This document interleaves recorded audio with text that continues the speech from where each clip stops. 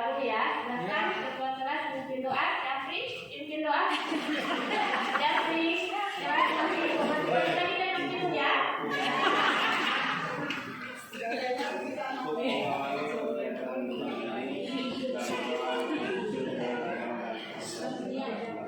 Sudah mulai. Selesai. Oke, terima kasih untuk Adik Jafri. Siapa yang sudah hadir? Yang kedua gambar lihat gambar perpustakaan yang informasi. Kalau di perpustakaan ini bukunya diatur rapi ya? Ya. Dia diatur rapi berdasarkan apa? Abjad. Diatur berdasarkan abjad. Kenapa harus diatur secara abjad? Supaya gampang dicari. Coba lihat. Ya, kalau kita mau terpilih mencari buah-buahan, harus kita pergi ke tempat buah-buah. Atau mau mencari sabun, kita serat dan ada sebenarnya sabunnya kan? Kita beli mana sabunnya? Ya. Sabun muka. Ya, kalau ada itu yang mau promo pasti di situ. Ya. Ya. Oke. Nah, tujuan pembelajaran kita hari ini yaitu dengan menggunakan pembelajaran PDF dengan menggunakan jadwal poin, kalian diharapkan dapat menuliskan konfigurasi elektron dengan benar, menentukan elektron valensi dengan benar, dapat menentukan letak bujur berasal dari bujur, dan menyimpulkan hubungan letak bujur dengan nomor atom dan konfigurasi elektron dengan benar. Oke.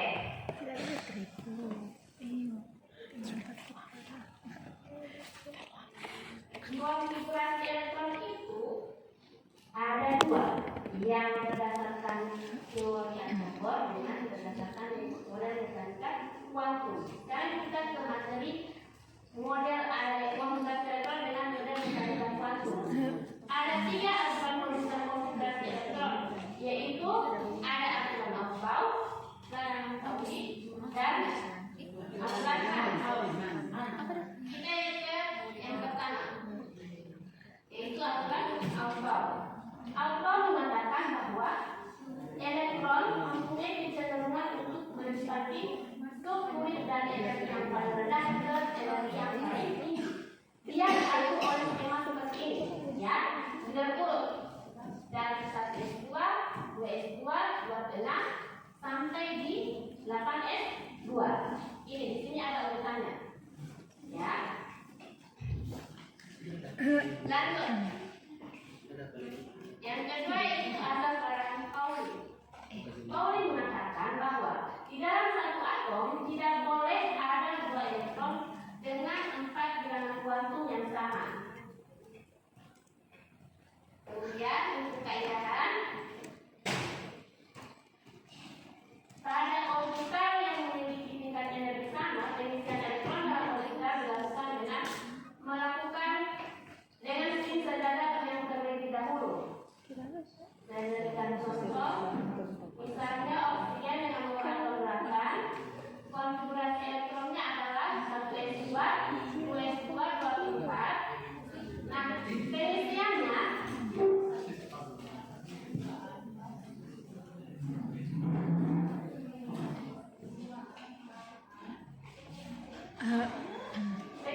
kita isi dulu sejajar. Ada dulu satu, baru yang ke bawah. Kemudian untuk yang 2S pertama sejajar dulu, baru yang ke bawah. Dan untuk yang 2P, ini kan 2P 4 kan, berarti ada 4 elektronnya, sehingga kita isi dulu 1, 2, 3, kembali ke sini 4. Dan yang ke bawah lagi. Ya, pertama kita isi dulu sejajar di atas, 1, 2, 3, kemudian kembali ke kolom pertama, isi dengan yang ke bawah. Oke.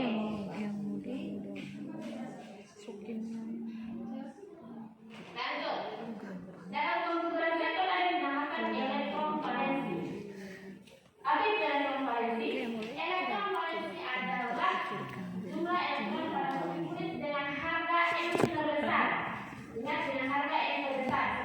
sejaga mangan. Oh, Yundra sejaga mangan. lihat mana yang terbesar? Yang terbesar itu adalah kulit. Lihat kulit terbesar. Kulit terbesarnya adalah dua. Yang ada di depan ini adalah kulit. Ya, karena kulit terbesarnya dua ada dua, maka elektron valensi yang ada di sini kita gunakan sehingga elektron valensi yang tertentukan ada 6. Ya, jadi yang ini 2 tambah 4 6. Oke, lanjut. Bagaimana hubungan konfigurasi elektron dengan letak fungsi dalam keadaan berteori? Yang pertama ini. Oke, ini adalah pada periode unsur. Dan pada periode unsur itu dibagi menjadi 4 blok. Blok S, D, D, dan F. Nah, bagaimana unsur blok S? Blok S ditempati unsur golongan 1A, 2A, dan helium. Dia berakhir di subunit S. Contoh, K dengan atom 19. Kita buat konfigurasi elektronnya. Lihat, dia berakhir di orbital S. Maka K ini berada di blok A. Nah, sekarang lihat berapa elektron valensinya? Elektron valensinya ada apa tadi kita? Tadi kan elektron valensi kita lihat kulit besar. Kulit terbesarnya berapa? 4 ya? Berapa? 4. Lebih enak kulitnya. Kulit terbesarnya adalah 4. Maka dia berada di periode 4.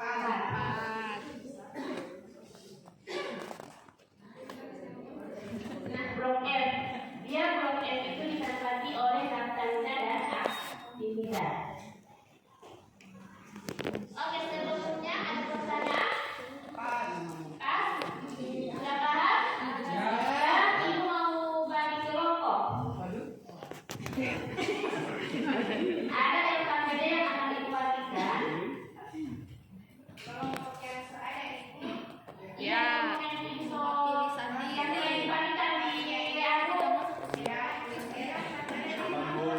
Ya, ini adalah LKPD-nya.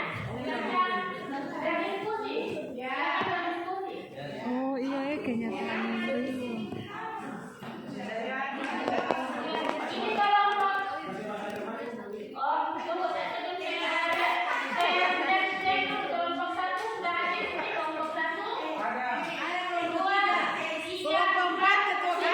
Tidak hadir. Kelompok 3 itu cuma sedikit. Mana yang tidak hadir? Mana tidak hadir?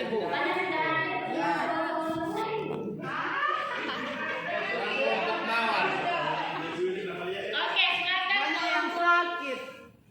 Ini ada trompet berkini. Ada diskusi kerjakan LKPD-nya. Tidak boleh baca.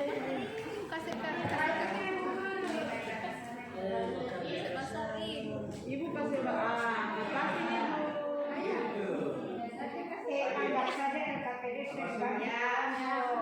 Oke, sudah? Di memori banyak. Dan ada kelompok yang mengalami kesulitan? Bingung. Ada? Iya, sudah. Belum maju. Kelompok 2?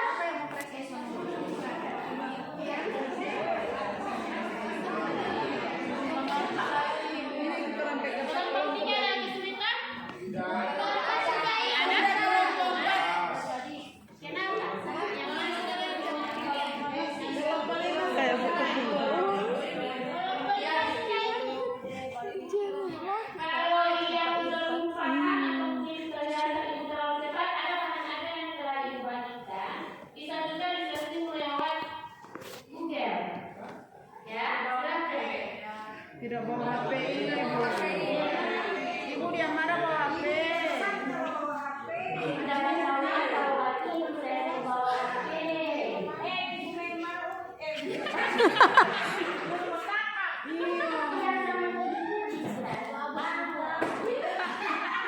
Masih mau pakai untuk ini ya? Tidak boleh, Ibu.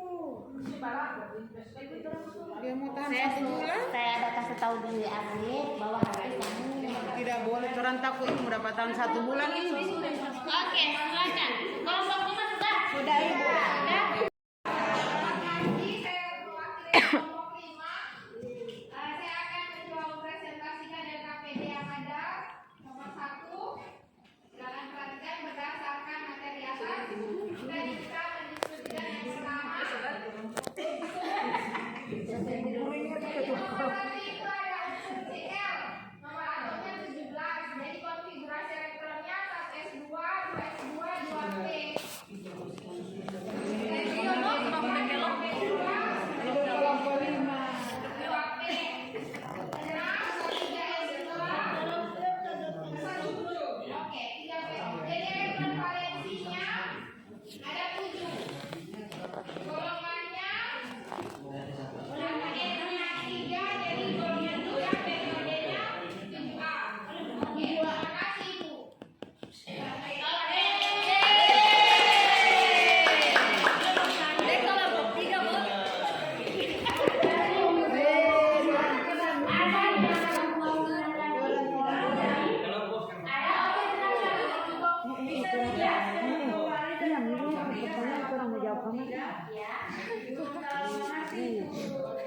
Kenapa dia jadi 1S2, 2S3 itu bisa dijelaskan lebih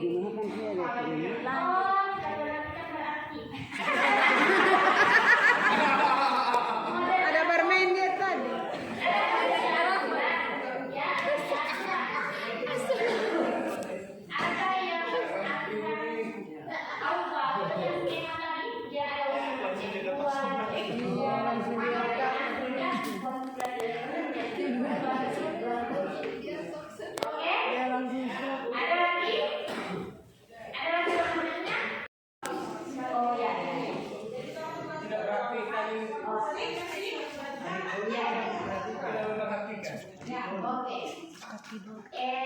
Ini berhubungan dengan materi yang lain. Mungkin ada yang masih ingat?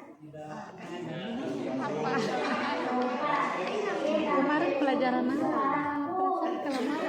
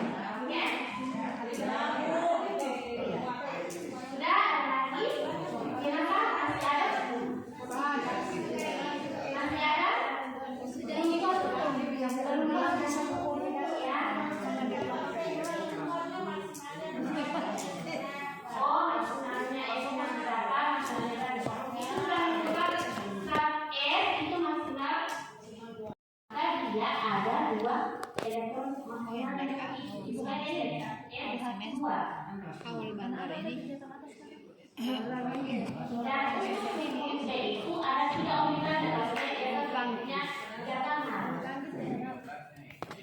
ada voli ibu, ada voli ibu. Oke. Kalau untuk poin D ada tunjukkan bagi kegiatan politik ada uang sehingga untuk kali dua ada 14 elektron yang harus maksimalnya dari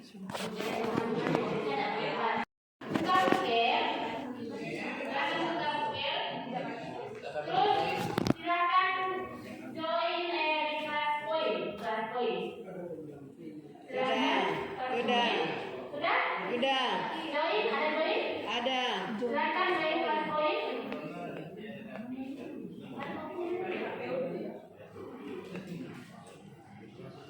Sudah ya. Oke. Kelas poin join sudah? Ini apa?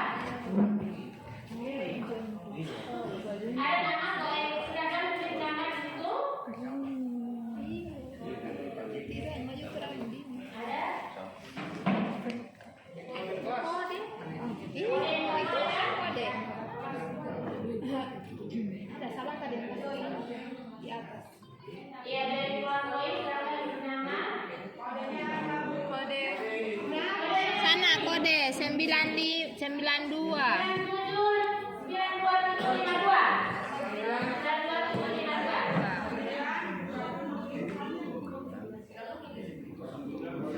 Ini aplikasi. Iya, 92. Ujian. Kakak Bali lucu. Kakak Bali ya? Your name. Iya, Nama. Mariam Putih.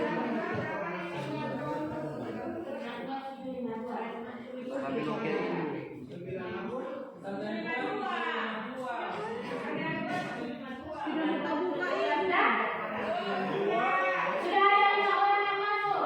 Sudah ada 5 orang, 6 orang. Tidak mau tabukan. Tidak mudah-mudah ada 927 Sudah tahu.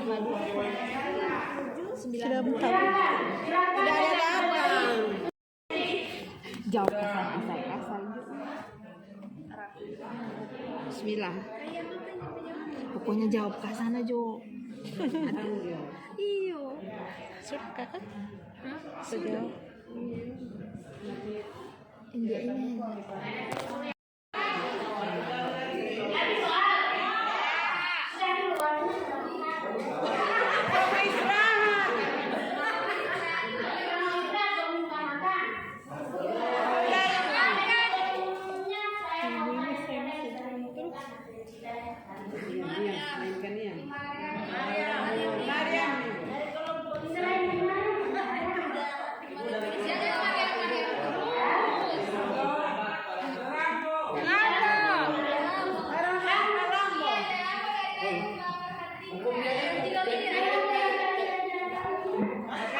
sudah dulu.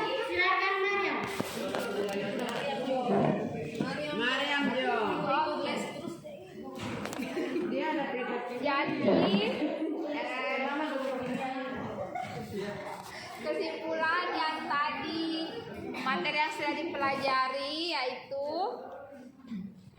suatu unsur itu tersusun dalam suatu periodik. Jadi semua unsur itu tersusun rapi dalam suatu periodik unsur. Jadi suatu unsur pasti memiliki golongan dan periode.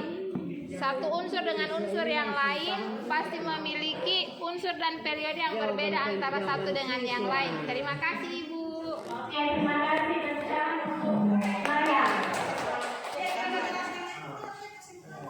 Oke, nah, karena namanya Ibu hadir, kalau di depan kita akan belajar tentang tata senyawa ya. Jadi sebelum masuk pelajarannya, belajar dulu tata senyawa di bawah. Saya akan melanjutkan bahan ajarnya di aku ya. Assalamualaikum warahmatullahi wabarakatuh. Dengan baik. Yang berikut di kegiatan pendahuluan mungkin untuk materi ini kalau bisa saya menyarankan kalau isi materinya seperti itu dan model yang digunakan oleh guru seperti itu, maka pemilihan model pembelajaran untuk materi ini menurut saya kurang pas. Sebab kalau saya lihat dari sintaks yang pertama, orientasi peserta didik pada masalah, Ibu Ira menjelaskan materi. Padahal semestinya yang diinginkan dalam sintaks itu, Ibu memberikan satu masalah kepada siswa untuk dipecahkan. Jadi kalau misalnya itu Ibu tidak bisa dapatkan model pembelajaran, mungkin yang untuk materi ini bisa dicarikan yang cocok dengan gaya mengajar Ibu yang tadi, yang materinya. Berikut di pendahuluan, tadi saya lihat persepsinya adalah gambar perpustakaan dan gambar supermarket. Mungkin dari gambar yang ditunjukkan, saya pun bingung maksud gambar yang ditunjukkan ini apa. Tiba-tiba mengajar materi unsur, ya, konfigurasi unsur. Apa hubungannya ini perpustakaan? Kemudian ditanyakan bagaimana cara mengusut, dijawab oleh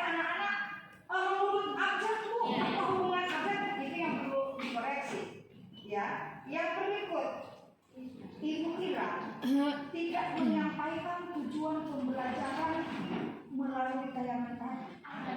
Tujuan pembelajaran yang harus ada.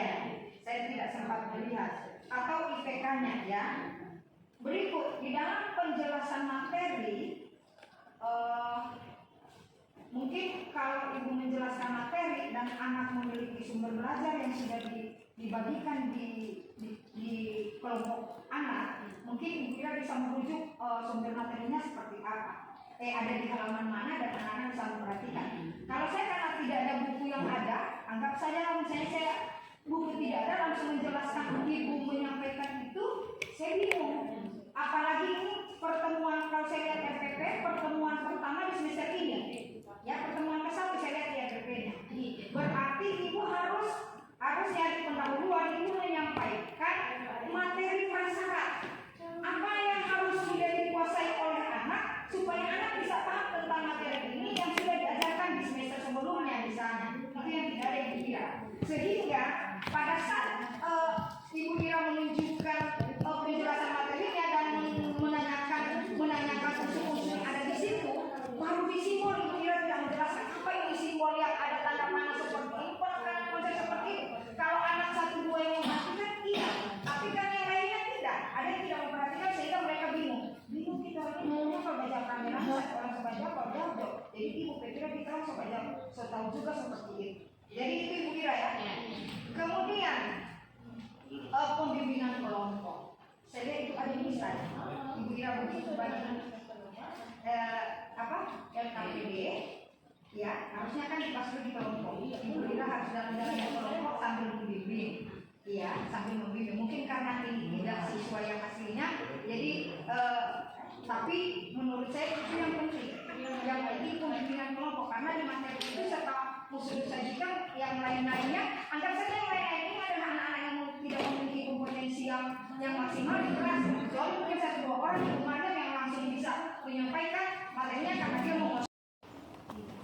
Menurut kira-kira di mana pembelajaran berdiferensiasi ataupun pembelajaran penerapan diferensiasi pada pemodelan tadi, saya kurang memahami apa bedanya pelajaran yang kita laksanakan sekarang dan mana yang berdiferensiasi pada titik mana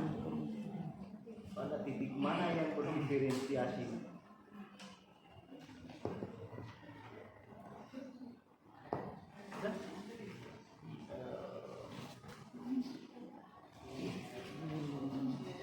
Karena berdiferensiasikan memperlakukan pembelajaran pada yang anak yang berbeda-beda pemahaman kepada kira-kira seperti apa penerapan model pembelajaran berdiferensiasi pada pemodelan tadi itu, modelan tadi yang kita lihat. Saya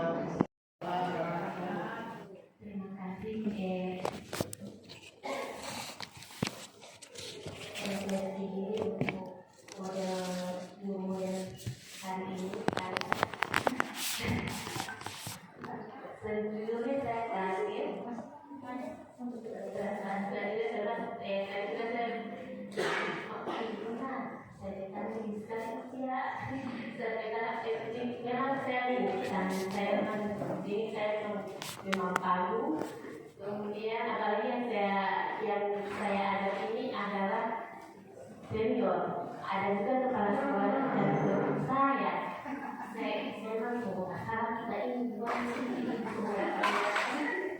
jadi saya itu yang kedua ya paling umumnya saya apresiasi itu tidak menghubungkan yang gambar tadi dan yang apa yang inti yang seharusnya saya adakan hari ini saya lupa saya lupa dan saya tidak memberikan penekanan ya. Kemudian untuk terima kasih yang sudah teman-teman yang sudah memberikan referensi. Insya Allah alhamdulillah ini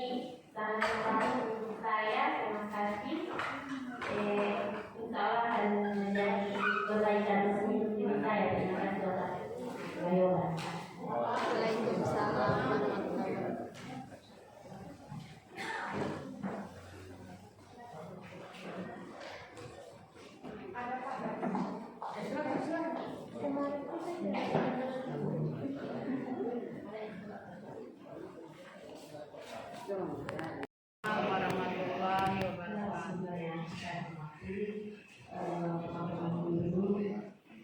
Khususnya guru modern. Saya diampun dulu untuk guru modern. Luar biasa dalam hitungan beberapa menit guru modern bisa mempersiapkan. Ya, saya mencukup dalam hitungan beberapa menit. Orang yang menyiapkan satu malam saja kadang-kadang ya, padahal kita hanya butuh semangat untuk bisa tampil dulu. Ya, hal yang kedua, karena ini adalah timnya saya, timnya saya, konfigurasi elektron menentukan kulit, menentukan golongan, menentukan periode. Ini materi yang saya rasa paling gampang dia istri, ya. Tetapi kontennya harus dikuasai anak.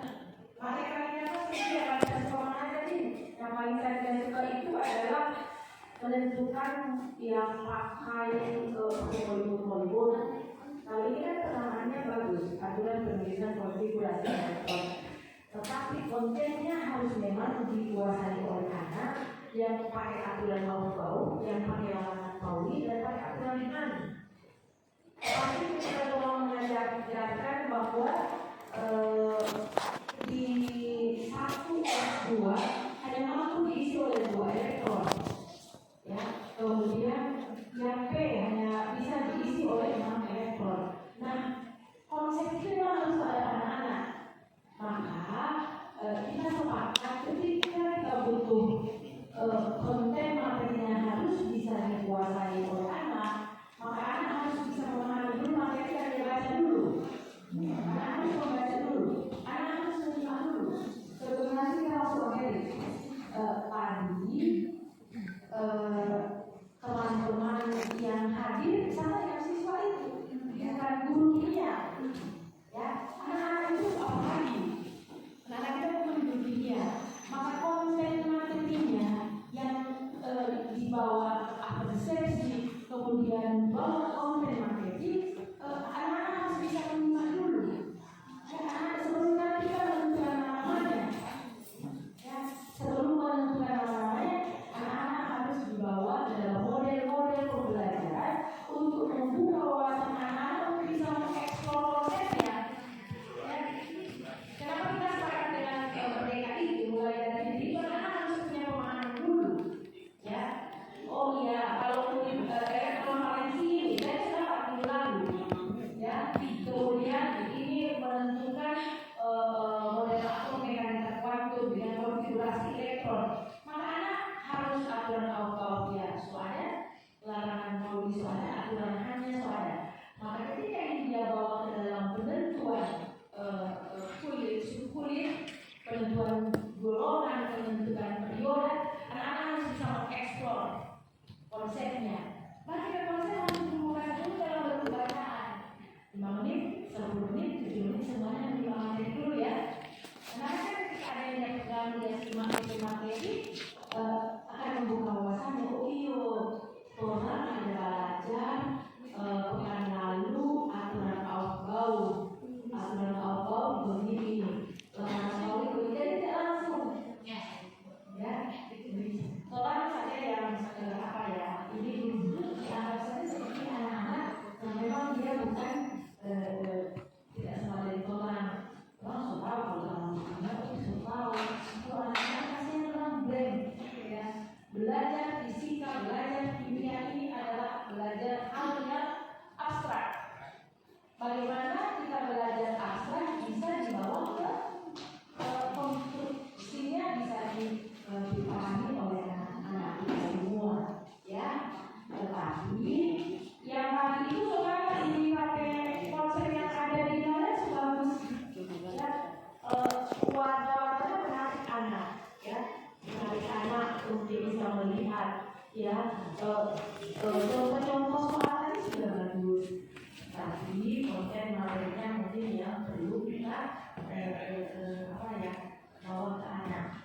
Anak kita ada begini, Ibu kan menyampaikan saya begini.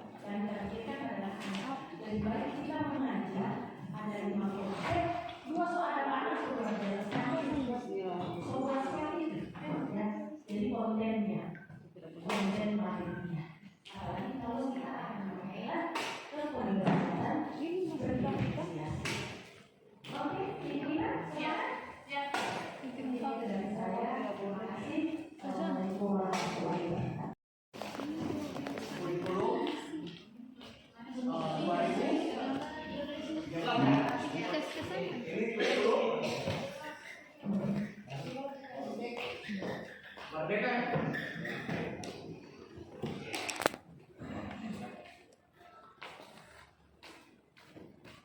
Mari kita bedakan ini. Jadi jangan terjebak pada istilah. Jadi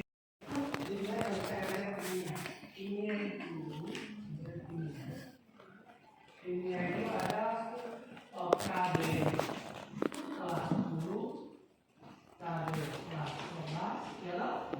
KB Kelas. 12. Tidak beda. Kenapa? Di sini memberi kebebasan kepada guru. Mana yang harus diajar guru dalam satu masa itu sesuai mata pelajarannya, sesuai pengalaman keilmuan. Karena itu kan ada keluhan, oh Pak harusnya ini kan ini semester genap atau ini semester genap ini harus ada kembali berganti. Dulu kan kita terpaku gitu loh. Nah sekarang kita bebas. Nah merdekanya kan di situ dulu, merdeka dalam arti yang seperti itu. Jadi selama itu dalam fase di kelas 10, ibu mau ajar mana yang dulu, bikin saja alurnya. Makanya disebut dengan alur. Gitu.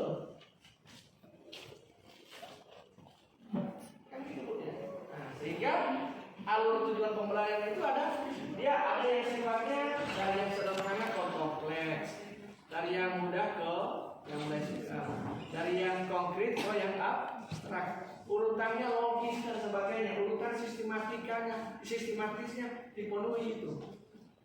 Nah, saya tidak akan ke sana jauh-jauh kan dulu ya. Ini perbedaan saja. Nah kita menggunakan istilah yang harusnya tidak perlu bikin bingung. Apa yang dicapai dalam pembelajaran yaitu tujuan supaya seseorang kompeten. Maka dia harus memakai kompetensi. Nah, kompetensi itu isi dari CP itu isinya kompetensi. Yang kita ajarkan apa? Materi supaya anak mencapai kompetensi. Jadi kita ajarkan itu adalah kompetensi. Kompetensi itu ada dua Pak. Ada perilaku dan ada materi. Tujuan pembelajaran juga itu ada perilaku dan ada materi. Ada tingkatan kognisi. Perilaku itu mulai dari C1 sampai C6. Nah, sekarang jika kurikulum mereka kita masih menggunakan taksonomi belum? Masih menggunakan taksonomi belum? Dan C1 sampai C6? Ya wajib. Itu tingkatan kognisi. Itu yang diajarkan pada anak. Itu yang diajarkan. Jangan lupa.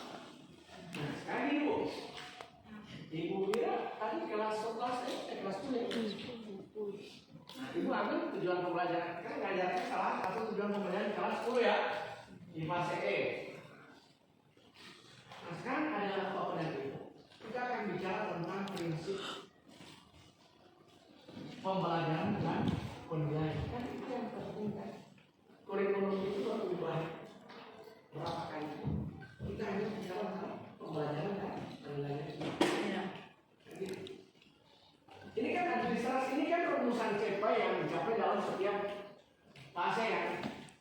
Nah, bagaimana mempelajarkan ini ya? Merencanakan, melaksanakan, dan menilai. Ada dua. CP pembelajaran dan asesmen. Itu aja. Nah, di kurikulum Merdeka istilahnya pembelajarannya diferensiasi. Lalu asesmennya tinggal dua istilah yang dipakai, formatif, ini jadi ya, dan sumatif. Hanya ini yang kita perlu pelajari. Nah, bagaimana merencanakan pembelajaran berdiferensiasi? Tentu RTP-nya atau di dalam modul adanya kelihatan diferensiasi ya. Oke, pelajaran yang berbeda. Siapa yang berbeda? Yang kita ajar siapa? Siswa. Siapa yang berbeda? Siswa. Siswanya berbeda apa?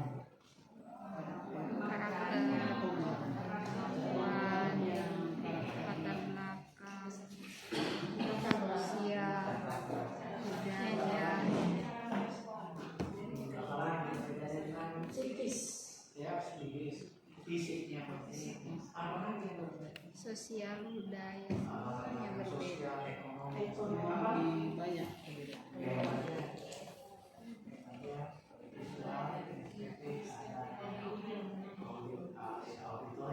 Ya, inisiatif jadi yang berbeda ini siapa? siswa. Guru itu melayani siswa atau siswa melayani guru? Guru melayani siswa.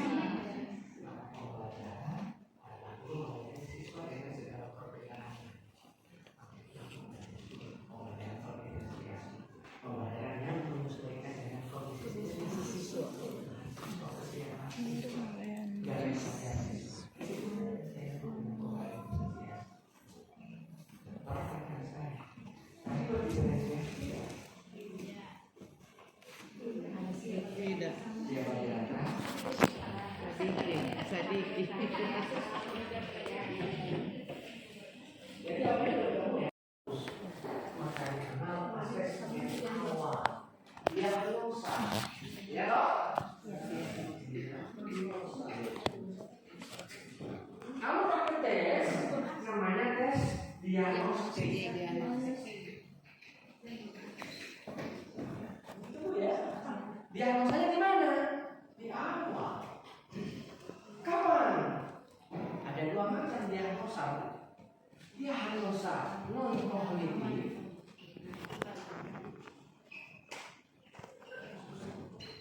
dan diagnosa kognitif.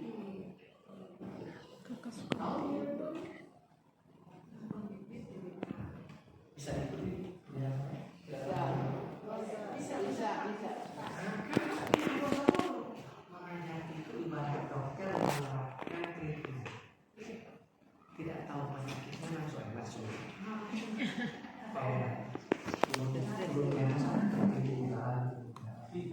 Ini bisa praktek, bisa penelitian, bahkan bisa pengalaman. Jadi lakukan diagnosa. Nah, diagnosa itu dua macam, diagnosa kognitif dan non kognitif. Yang mana diagnosa kognitif? Kapan dilakukan? Baik, jangan di awal pembenaran, di awal tahun. Nah, di situ kita fungsi kerjasama dengan psikologi. Nah, apa yang akan kita dapatkan pada diagnosa non kognitif? Di sana kita bicara dengan tes yang profesional ya, mulai dari gaya. Dia belajar ada tes, belajar ada 3 macam ya. Kenal itu ya.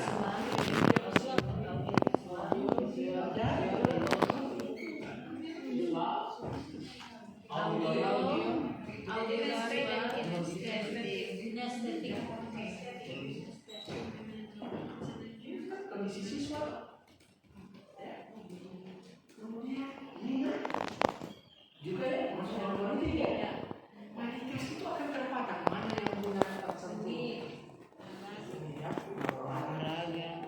Bahkan dari latar ekonomi juga kan ada. Ya. Oke, sudah. Itu non kognitif semua. Kapan dilakukan? Di awal tahun pelajaran. Karena hanya satu kali maka Kalau misalnya dijadikan contoh, misalnya ada anak dengan visual, kemudian ada anak misalnya dengan kinestetis dengan praktek. Contoh di biologi misalnya, biologi kan banyak pengamatan di ekosistem. Kemudian kita kan dibatasi oleh waktu, Pak.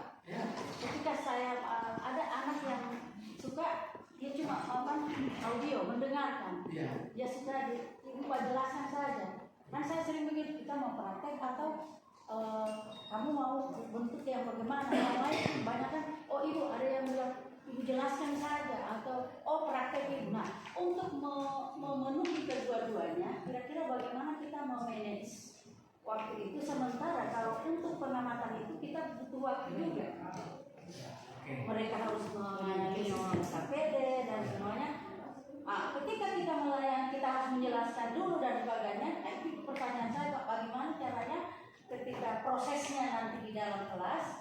Bagaimana dengan pertanyaan itu ya, bagaimana mendesain pembelajaran yang efektif? Baru desain dulu ada baru bagaimana melaksanakannya, baru bagaimana mendesainnya. Kan begitu Pak ya? Jadi diferensiasi itu dimulai dengan perencanaan, pelaksanaan, penilaian. Tetapi untuk menentukan diferensiasi dasarnya ini dulu salahnya. Kotakkan dulu ke anak kita berapa tahu dari mana anak yang visual tidak ada data. Tahu dari mana anak yang kinestetik kan gitu. Ya. Itu. Maka kotakkan di awal, non kognitif itu di awal pembelajaran karena sekali jadi kotakkan yang cenderung visual terus dia begitu. Misalnya seolah-olah sudah di Oke ya? Tapi begitu toleran tidak ada yang tahu, maka dipakai LKPD yang mana? Cuma 2 LKPD yang dipakai. Nah di RPP nulisnya bagaimana? Setelah melakukan tes awal, siswa dikelompokkan berdasarkan tingkat kesiapan low-nya, nah? Maka yang low mengerjakan LKPD yang low, yang middle mengerjakan LKPD yang middle. Tidak usah dimulai itu, uraiannya pada LKPD. LKPD untuk low, high dan low, middle dan Ya. kalau untuk high itu hanya 2 langkah sampai di atas, sampai di atas puncaknya. Nah, waktunya kan sama. Untuk middle butuh 6 langkah untuk sampai di puncak. Nah, untuk middle-nya butuh 4. Nah, apakah kami bisa menyiasati untuk sama-sama rentang waktunya kan? Rentang waktunya untuk low, middle, dan high. Apakah untuk high itu jumlah yang soal di LKPD kami perbanyak supaya kan dia sudah high, dia sudah tinggal 2 langkah lagi dia sudah sampai di puncak. Jadi mereka hanya butuh waktu sedikit. Apakah kami bisa menyiasati dengan jumlah soal yang kami perbanyak untuk high-nya? Soal atau kegiatan? Untuk kegiatannya. Sedangkan untuk middle-nya setengah dari high-nya, atau bagaimana kalian bisa menyiasati itu supaya waktunya sama? Waktunya kan Dia melampaui. Maka apa? Ini kegiatan pembayaran. Paham? Jangan kesempat di sini dia. Kembali ke hakikat bahwa kecepatan anak belajar itu beda-beda. Nah kalau dia tetap mau nunggu kamarnya anak tetap di sini, dia tidak ada kegiatan apa-apa lagi. Maka disitulah IPK pengayaan itu kasih. Berarti kalau di kurikulum merdeka itu Pak tetap harus dibuatkan indikator pencapaian yang ada yang IPK-nya yang IPK pengayaan, kalau Itu modelnya tergantung guru. Kan tinggal kreasi guru. Maka kalau misalnya gini ya, nanti guru akan mengajarnya. Di sini akan ada sama semua kegiatan. Berarti 4 kegiatan dia cuma diam-diam saja. Ya, dia berkegiatan, dia tinggal ini yang dia ini. Kemudian pengayaan, kasih dia bacaan dia Iya. Sehingga waktu yang digunakan 90 menit. Nah, sehingga apa? Masa kita yang sok ini baru, sampai di situ dia punya kemampuan. Berdasarkan inti dan penuh pengayaan. Ada yang menggelitik tadi Pak dari saya bahwa kalau kita menggunakan tutor sebaya itu penjoliman. Mungkin bisa dijelaskan karena kadang-kadang saya kalau sudah yang kurikulum 2013 ini yang saya ajar, kadang-kadang saya kalau sudah kewalahan karena saya mengajar kelas 12, saya harus menggunakan tutor sebaya itu. Tapi kalau dia sudah penjoliman, maksudnya penjoliman dalam bentuk seperti apa yang dimaksud? Oke. Ibu, kita sebagai siswa, kita sebagai siswa ya. Nah, Ibu Mega yang saya siswa ya. Ya. Nah, sekarang saya, kalau kita sudah tahu, baru Ibu Guru cuma minta saya membimbing teman-temannya. Berarti saya tetap pokoknya saya hanya orang sampai ke sana sama adik saya. Saya kan, kalau saya orang hebat Bu. Asal ada tantangan Bu, saya nggak mau. Beri dia sesuai kemampuannya. Nah, bagaimana memanfaatkan dia? Nah, itu jangan pada proses interkurikuler. Nanti pada penugasan nanti kalau nggak jelas tolong tanya sama ini ya. Dan pada saat dia belajar hak dia untuk belajar sesuai dengan kecepatan belajar. Kalau tidak mau untuk bantu akan Pak Ibu dia baru dia mau tidak ada tambahan apa-apa. Makanya saya bilang penjeliman buat dia. Kalau dia udah protes Bu kasih kamar saya yang lain Bu.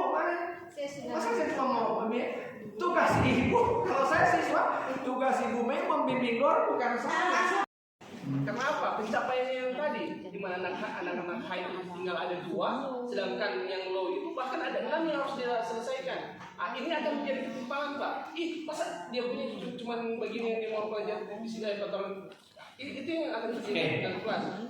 Sehingganya untuk strategi agar supaya semua siswa itu bisa menerimanya, bisa diserap semua. Artinya apa yang disampaikan oleh guru dengan apa yang disampaikan oleh teman itu sangat berbeda, Pak.